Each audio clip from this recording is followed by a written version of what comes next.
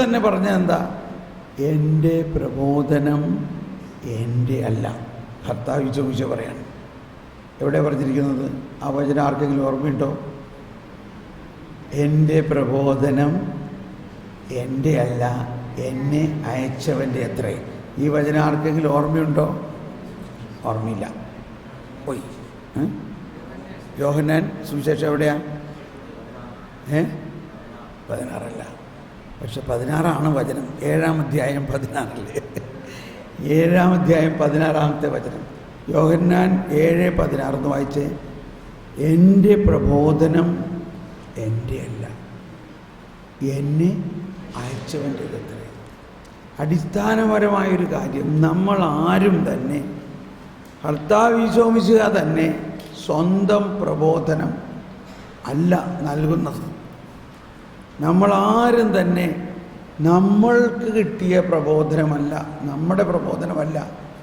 ദൈവം നമുക്ക് നൽകുന്നതും സഭയുടെ പ്രബോധനങ്ങളുമായിട്ട് ചേർന്ന് സഭയുടെ ആധികാരികമായ പ്രബോധനമാണ് നമ്മൾ നൽകേണ്ടത്. ഞാനിവിടെ പറയുന്നതെല്ലാം തന്നെ ഈ കാറ്റക്കിസവുമായിട്ട് ഒത്തുപോകുന്ന കാര്യങ്ങളാണ് പറയുന്നത്. ഇതിനകത്തുള്ളതാണ് അധികം പറയുന്നത്. അപ്പോൾ സുവിശേഷത്തിൻ്റെ രഹസ്യങ്ങൾ പഴയ നിയമം പറഞ്ഞുകൊണ്ട് ബൈബിൾ അങ്ങനെ പറയണമെന്ന് പറഞ്ഞാൽ പോരാ. പഴയ നിയമം പൂർത്തിയായിരിക്കുന്നു എന്തിലൂടെ? പുതിയ നിയമത്തിലൂടെ. ഇനി ആ പുതിയ നിയമമാണ് മനുഷ്യവംശത്തിന് മുഴുവനും ഉള്ളത്. പെട്ടെന്ന് അതിൻ്റെ ഒരു വചനം കൂടി പറയാം. CCCയിൽ കാറ്റക്കിസത്തിൽ 1964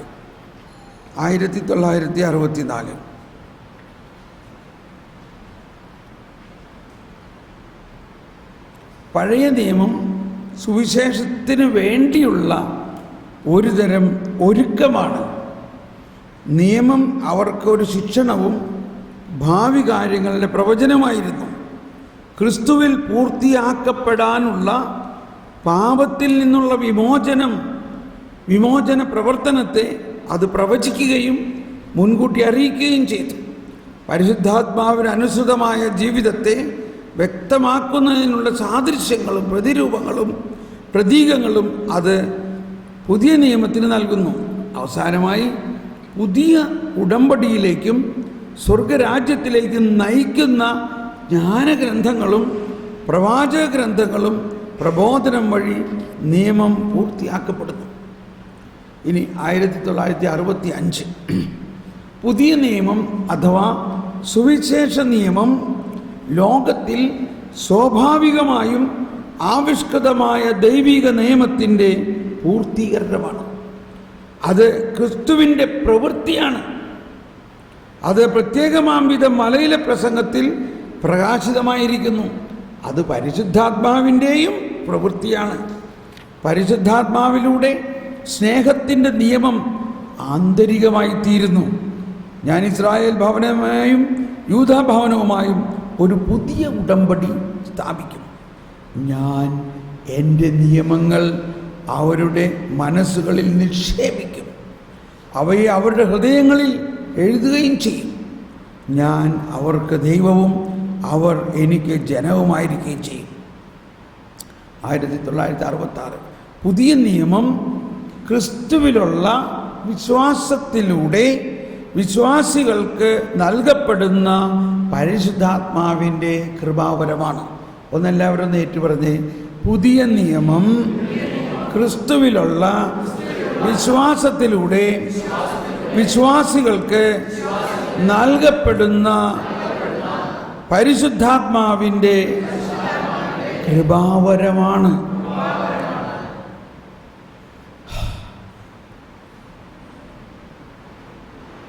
അത് സ്നേഹത്തിലൂടെ പ്രവർത്തിക്കുന്നു. സ്നേഹത്തിലൂടെ മാത്രമേ പ്രവർത്തിക്കുള്ളൂ. എന്താണ് ചെയ്യേണ്ടതെന്ന് പഠിപ്പിക്കാൻ അത് മലയിലെ പ്രസംഗം ഉപയോഗിക്കുന്നു. അത് ചെയ്യുന്നതിന് വേണ്ടി കൃപാവരം നമുക്ക് നൽകുന്നതിനായി ഉദാശകളെ പ്രയോജനപ്പെടുത്തുന്നു. കാര്യത്തിൻ്റെ കിടപ്പ് നമ്മൾ ഉദ്ദേശിക്കുന്ന മാതിരിയൊന്നും അല്ല കേട്ടോ, വളരെ വ്യത്യസ്തമാണ്. ഓക്കെ, അപ്പോൾ വീണ്ടും നമുക്ക് വരാം. 997 മരിച്ചവർ എങ്ങനെ ഉയർത്തെഴുന്നേൽക്കുന്നു? എന്താണ് ഉയർപ്പ്? 997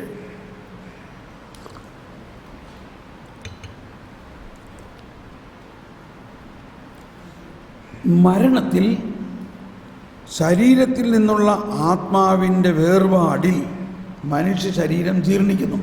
അപ്പോൾ മരണം എന്ന് പറഞ്ഞാൽ പ്രധാനമായിട്ട് ഇതാണ്, ശരീരവും ആത്മാവും വേർപെട്ടു. ശരീരം ജീർണിക്കുന്നു, ആത്മാവ് ദൈവത്തെ കണ്ടുമുട്ടാനായി യാത്രയാവുന്നു. അതേസമയം ഈ ആത്മാവ് മഹത്വീകൃത ശരീരവുമായി പുനരൈക്യത്തിനായി കാത്തിരിക്കുകയും ചെയ്യുന്നു. അപ്പോൾ ദൈവത്തെ കണ്ടുമുട്ടിയ നമ്മുടെ ആത്മാവിൻ്റെ പ്രതീക്ഷ എന്താണ്? നമ്മുടെ ജീർണിച്ച ശരീരം അന്ത്യദിനത്തിൽ ഉയർത്തെഴുന്നേൽക്കുന്ന. അപ്പോൾ അവിടെ ഞാൻ പറഞ്ഞു, ശരീരവും ആത്മാവും രണ്ടും ഉള്ളതാണ്. ആത്മാവ് സ്വർഗത്തിലേക്ക് പോവുകയും ശരീരം ജീർണിക്കുകയും ചെയ്യുമ്പോഴും ശരീരത്തിലുണ്ടായിരുന്ന ആ ദൈവത്വം നഷ്ടപ്പെടുന്നില്ല. മനസ്സിലാക്കാൻ വളരെ ബുദ്ധിമുട്ടാണത്. ആ ദൈവത്വം ഒരു അദൃശ്യമാണ്. ആ ദൈവത്വം ആണ് അന്ത്യദിനത്തിൽ ഈ ശരീരത്തെ അതിൻ്റെ തന്നെ കൂട്ടാളിയായ ആത്മാവിനോട് ചേർക്കുന്നത്. അവിടെ ഒരു തരത്തിലും തെറ്റുപറ്റില്ല. എൻ്റെ ശരീരം പോയിട്ട് നിൻ്റെ ആത്മാവുമായിട്ട് ചേരില്ല, ഒരു കൺഫ്യൂഷനും ഉണ്ടാവില്ല. എന്തുകൊണ്ടാണ്? ഈ ദൈവത്വം, ആ ശരീരത്തിൻ്റെ ദൈവത്വം ആത്മാവിൻ്റെ ദൈവത്വവും അവിടെ നിലനിൽക്കുന്നത് കൊണ്ട്. പരിശുദ്ധാത്മാവേ മനസ്സിലാക്കി തരണമേ, പരിശുദ്ധാത്മാവേ വെളിപ്പെടുത്തി തരണമേ, പരിശുദ്ധാത്മാവേ സഹായിക്കണമേ. ഓക്കെ, ഒന്നുകൂടി വായിക്കാം. ശരീരം ജീർണിക്കുന്നു, ആത്മാവ് ദൈവത്തെ കണ്ടുമുട്ടാനായി യാത്രയാവുന്നു. അതേസമയം മഹത്വീകൃത ശരീരവുമായുള്ള പുനരൈക്യത്തിനായി കാത്തിരിക്കുകയും ചെയ്യുന്നു. അടുത്തതാണ് വലിയൊരു സത്യം, വലിയൊരു കാര്യം. ദൈവം തൻ്റെ സർവാതീത ശക്തി കൊണ്ട്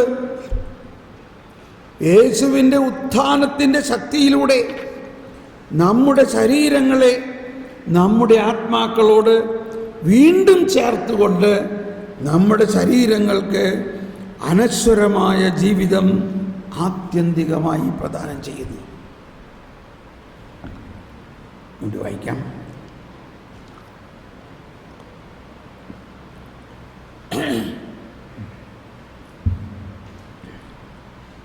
ദൈവം തൻ്റെ, അതാണ് നമ്മൾ സർവാധിപനാം, മനസ്സിലായ? സർവാധിപനാം കർത്താവേ, നിന്നെ വണങ്ങി നമിക്കുന്നു. ഈശോനാഥ വിനയമോടെ നിന്നെ നമിച്ചു പുകഴ്ത്തുന്നു. മർത്യനു നിത്യമഹോന്നതമാം ഉത്ഥാനം നീ അരുളുന്നു. അക്ഷയമവനുടെ ആത്മാവിൻ ഉത്തമരക്ഷയുമേകുന്നു. മർത്യൻ, ആ മർത്യ ശരീരത്തിന് ഉത്ഥാനം നൽകുന്നു. അപ്പോൾ നമ്മൾ കുർബാനയുടെ ആരംഭം മുതലേ ആ അന്ത്യത്തെക്കുറിച്ചാണ് ചിന്തിക്കുന്നത്. അതാണ് ഈശോ പറഞ്ഞതിൻ്റെ അർത്ഥം. ആദ്യം നിങ്ങൾ ദൈവരാജ്യവും ദൈവനീതിയും അന്വേഷിക്കുവിൻ. നമ്മളൊരു തീർത്ഥാടനത്തിന് പോകാമെന്ന് വിചാരിച്ചോ, തീരുമാനിച്ചു നമുക്കൊരു തീർത്ഥാടനത്തിന് പോകണം. ഇനി ആദ്യം ചെയ്യേണ്ടത് എന്താ? ആദ്യത്തെ ആക്ടിവിറ്റി എന്താ? തീർത്ഥാടനത്തിന് പോകണമെങ്കിൽ സ്ഥലം കണ്ടുപിടിക്കണം. എവിടേക്കാ പോണേ? അങ്ങനെ നമ്മൾക്ക് സംശയമില്ല, നമുക്ക് ലൂർദിൽ പോകാൻ തീരുമാനിച്ചു. കണ്ടോ? ഇനിയാണ് ബാക്കി കാര്യങ്ങളെല്ലാം പ്രൊസീഡ് ചെയ്യാൻ പറ്റുള്ളൂ, ഇല്ലേ? അങ്ങനെ തീരുമാനിച്ചു കഴിഞ്ഞ് അന്വേഷിച്ചപ്പോൾ എന്താ, ലൂർദ് ഫ്രാൻസിലാണ്. പാരീസിൽ പോയി ഫ്ലൈറ്റ് ഇറങ്ങണം. അവർക്ക് മലയാളം പോയിട്ട് ഇംഗ്ലീഷ് പോലും അറിഞ്ഞൂടാ. അപ്പോൾ എങ്ങനെ പോവും? എന്നാൽ ഒറ്റയ്ക്ക് പോകാൻ പറ്റില്ല, ഒറ്റയ്ക്ക് പോകാൻ പറ്റില്ല. അതുകൊണ്ട് ആരെങ്കിലും കൂട്ടി പോകാം.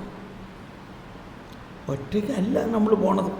അപ്പോൾ ഈ തീർത്ഥാടനത്തിന് പോലെയാണ്, സഭ തീർത്ഥാടനമാണ്. നമ്മളിവിടെ തീർത്ഥാടകരാണ്. തീർത്ഥാടകരാണെങ്കിൽ ആദ്യം എന്ത് കണ്ടുപിടിക്കണം? എവിടേക്കാ പോകുന്നത്? എവിടേക്കാ നമ്മൾ പോകുന്നത്? ഇതാണ് സ്പിരിച്വാലിറ്റി. ക്രിസ്ത്യൻ സ്പിരിച്വാലിറ്റി എന്ന് പറയുന്നത് ഫസ്റ്റ് ബിക്കം ദ ലാസ്റ്റ്, അല്ലെങ്കിൽ ലാസ്റ്റ് ബിക്കം ദ ഫസ്റ്റ്. അവസാനം എന്ത് നമ്മൾ നേടണോ അതായിരിക്കണം നമ്മൾ ആദ്യം കണ്ടെത്തേണ്ടത്. The last become the first. ഇനി ആ ലക്ഷ്യം വെച്ചുകൊണ്ടാണ് നമ്മുടെ ഓരോ ദിവസവും. അപ്പോഴാണ് സഹായിക്കാനായിട്ട് ഒരാൾ വരികയാണ്. ആൾ പറയാണ്, ഞാൻ പോയി നിനക്ക് വേണ്ടി സ്ഥലം ഒരുക്കി, നിനക്ക് വേണ്ടി എല്ലാം ഞാൻ ഒരുക്കി, ഞാൻ വീണ്ടും വന്ന് നിന്നെയും കൂട്ടിക്കൊണ്ട് പോകാം. എതിരാ? ഞാനായിരിക്കുന്നിടത്ത് നീയുമായിരിക്കേണ്ടതിന് ഞാൻ വീണ്ടും വന്ന് കൂട്ടിക്കൊണ്ടുപോകും. ഇപ്പം നമുക്ക് വല്ലതും അറിയണം, വല്ലതും അറിയണം. സമാധാനമായി. ഈ ഫ്രാൻസിൽ ഇറങ്ങിയാൽ എങ്ങനെ ലൂർദിൽ ചെല്ലും എന്നുള്ളതായിരുന്നു പ്രയാസം. പാരീസിൽ ഇറങ്ങിയാൽ സമാധാനമായി. അപ്പോൾ ഇതാണ് ക്രിസ്ത്യൻ ലൈഫ്. തുടക്കത്തിൽ തന്നെ നമ്മൾ മനസ്സിലാക്കണം എവിടേക്കാണ് നമ്മൾ എത്തേണ്ടതെന്നും, എന്നാൽ അവിടേക്ക് ഒറ്റയ്ക്ക് പോവുക സാധ്യമല്ല. അതറിഞ്ഞുകൊണ്ട് തന്നെ കർത്താവ് ദൈവം നമുക്ക് വേണ്ടി 2 സഹായകരെ അയച്ചിരിക്കുകയാണ്. അവർ നമുക്ക് വേണ്ടി എല്ലാം ഒരുക്കി നമ്മളോടൊപ്പം നീങ്ങി. ചില പഴയ പാട്ട് ഓർമ്മ വരികയാണ്, ഒന്ന് പാടിയാലോ? ഏതാണ്? സിയോൻ സഞ്ചാരി അക്കരയ്ക്ക് യാത്ര ചെയ്യും സിയോൻ സഞ്ചാരി, ഓളങ്ങൾ കണ്ടു നീ ഭയപ്പെടേണ്ട.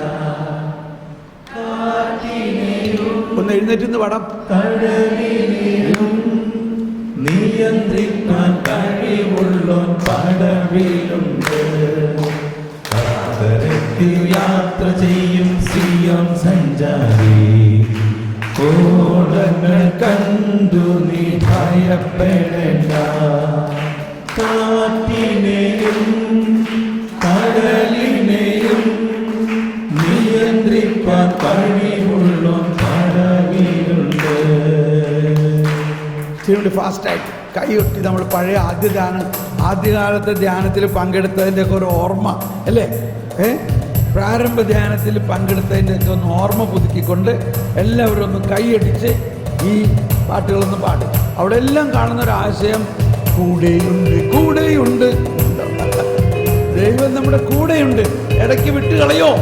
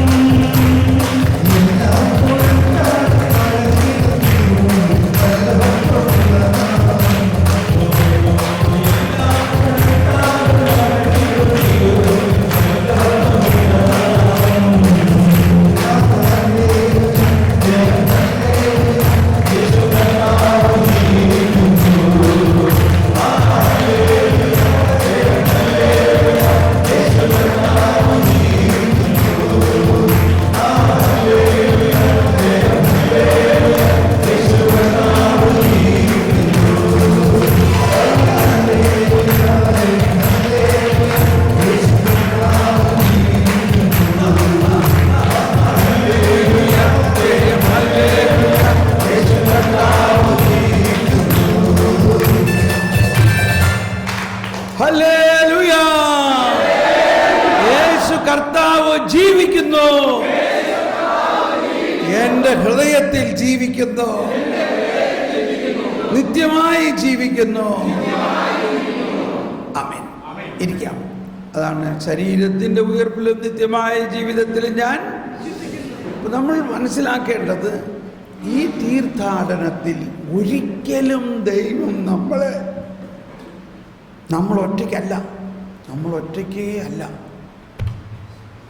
ഒരിക്കലും ഒറ്റയ്ക്കല്ല. നമുക്ക് എപ്പോഴും ഉണ്ടാകുന്നൊരു മിസ്അണ്ടർസ്റ്റാൻഡിങ്, ദൈവം എന്നെ വിട്ടുപോയോ? അതാണ് ആ ഒരു ഫുഡ് സ്റ്റെപ്സിൻ്റെ എന്താണ് ഫുഡ് സ്റ്റെപ്സിൻ്റെ ഒരു കഥ പറയാറില്ലേ? അതായത് എന്താണ് കാൽ 4 കാൽപാദങ്ങൾ കണ്ടു, കുറേ കഴിഞ്ഞപ്പോൾ 2 കാൽപാദങ്ങളുള്ളൂ. അപ്പോൾ പറയാണ്, നീ എന്നെ വിട്ടോ? അല്ല. എന്തായിരുന്നു അപ്പോൾ അവിടെ നിന്നെ ഞാൻ എൻ്റെ കയ്യിലെടുത്തുകൊണ്ട് നടക്കായിരുന്നു. അതുകൊണ്ടാണ് 2 കാൽപാദം മാത്രം കണ്ടത്. ഇതാണ് സത്യം. നമ്മൾ കർത്താവിൻ്റെ കയ്യിലാണ്. കർത്താവ് നമ്മളെ സൃഷ്ടിച്ചത് തന്നെ എന്തിനു വേണ്ടിയാണ്? ദൈവത്തിൻ്റെ ആ വാക്കുകൂടി ഓർത്തോട്ടോ. എന്തിനാണ് ദൈവം നമ്മളെ സൃഷ്ടിച്ചത്? നമ്മൾ സാധാരണ പറയുന്നത് നമ്മൾ ദൈവത്തെ സ്നേഹിക്കുന്നതിനും. അപ്പോൾ അതിൻ്റെ പ്രധാന പോയിൻ്റ് ഇതാണ്, അനന്തഗുണം. ഇതാണ് 1ാമത്തെ ആർട്ടിക്കിളാണ് കാറ്റഗിസത്തിലെ. അനന്തഗുണസമ്പന്നനും തന്നിൽ തന്നെ സൗഭാഗ്യവാനുമായ ദൈവം, അനന്തഗുണസമ്പന്നനും തന്നിൽ തന്നെ സൗഭാഗ്യവാനുമായ ദൈവം കേവലം നന്മ മാത്രം ലക്ഷ്യമാക്കി സ്വതന്ത്ര മനസ്സോടെ തൻ്റെ സൗഭാഗ്യത്തിൽ ഭാഗവാക്കാകാൻ വേണ്ടി മനുഷ്യനെ സൃഷ്ടിച്ചു. എന്ന് പറഞ്ഞ എല്ലാവരും, തൻ്റെ സൗഭാഗ്യത്തിൽ ഭാഗവാക്കാകാൻ വേണ്ടി മനുഷ്യനെ സൃഷ്ടിച്ചു. അതാണ് ഇന്ന് കൂദാശയിലൂടെ നമുക്ക് ലഭിക്കുന്നത്. തൻ്റെ സൗഭാഗ്യത്തിൽ, ആ തൻ്റെ സൗഭാഗ്യമാണ് സർവാധിപനാം കർത്താവേ. അത് മതി. ആ ദൈവത്തിൻ്റെ സർവാധിപത്യത്തിൽ നമുക്ക് ഭാഗഭാഗിത്വമുണ്ടോ? ഉണ്ട്. അതിനു വേണ്ടിയാണ് നമ്മളെ സൃഷ്ടിച്ചിരിക്കുന്നത്. അതിനു വേണ്ടിയാണ്. അപ്പോൾ അതെങ്ങനെയാണ് പൂർത്തിയാകുന്നത്? അത് പൂർത്തിയാകുന്നത് ഇവിടെയല്ല, ഈ ഭൂമിയിലല്ല അതിൻ്റെ പൂർത്തീകരണം. എന്നാൽ ഭൂമിയിൽ അത് ആരംഭിക്കുന്നു. അതിൻ്റെ എല്ലാ അനുഭവങ്ങളും നമ്മളിവിടെ ശക്തമായി അനുഭവിക്കുന്നു. ഇവിടെ വെച്ച് തന്നെ ആ സ്വർഗീയ അനുഭവത്തിൻ്റെ മുൻകൂർ നമുക്ക് ലഭിക്കുന്നു.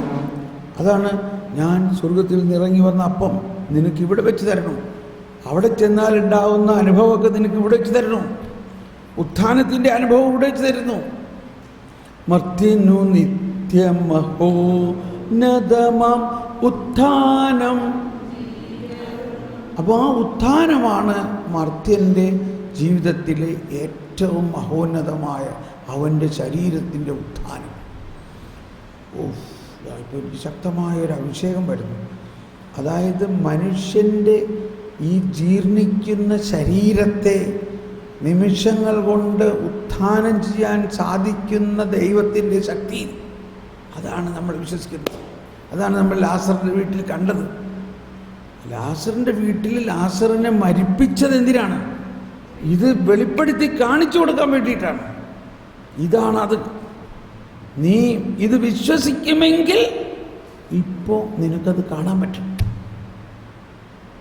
നമ്മുടെ ജീവിതത്തിലെ ഇപ്പോൾ ഫോർമേഷൻ എന്ന വാക്ക് കന്യാസ്ത്രീമാരും അച്ഛന്മാരുടെയൊക്കെ ഫോർമേഷൻ എന്ന് പറയും.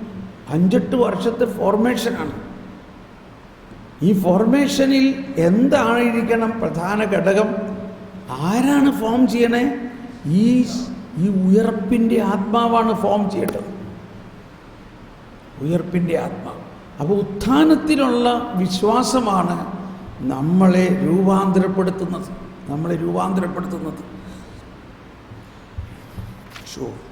ഭയങ്കര നീണ്ടു പോണല്ലോ. കുഴപ്പമില്ലല്ലേ?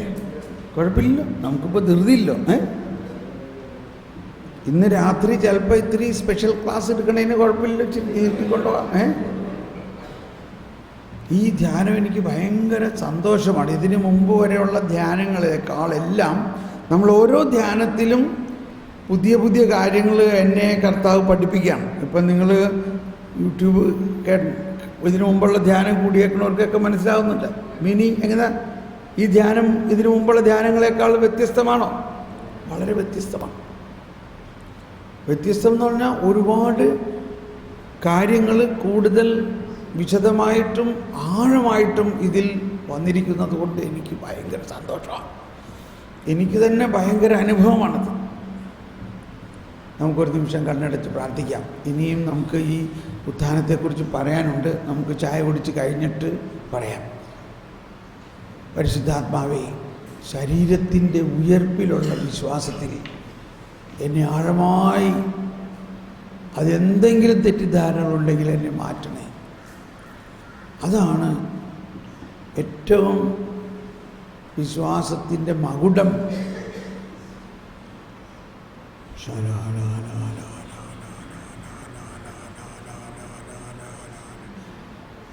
പരിശുദ്ധാത്മാവേ, പരിശുദ്ധാത്മാവ് തന്നെ പഴയ നിയമത്തിലുള്ള പരിശുദ്ധാത്മാവിൻ്റെ പ്രവർത്തനവും പുതിയ നിയമത്തിലുള്ള പ്രവർത്തനത്തിൻ്റെയും വ്യത്യാസം ഇതാണ്.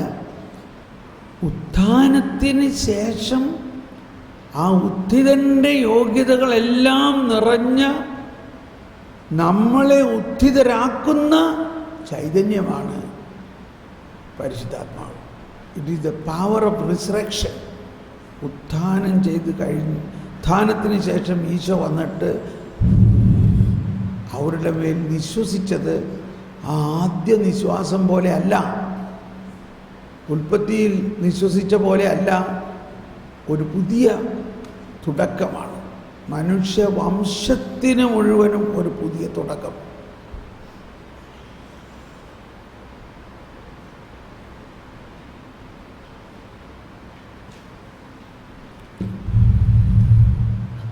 പരിശുദ്ധാത്മാവിനെ സ്വീകരിക്കുവിൻ.